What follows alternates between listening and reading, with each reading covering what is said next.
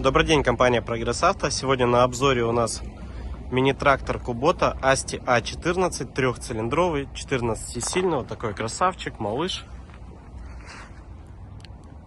Передние шины установлены 5.2.0.12, абсолютно новые. Задние шины у нас 7х16, в хорошем остатке, есть небольшие микрорастрескивания.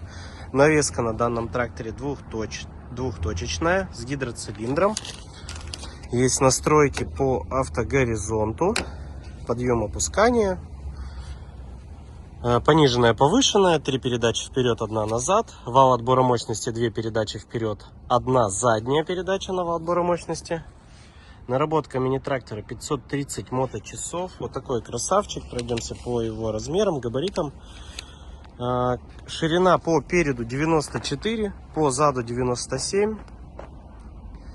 Перед колея 81, зад 75, клиренс у нас 28.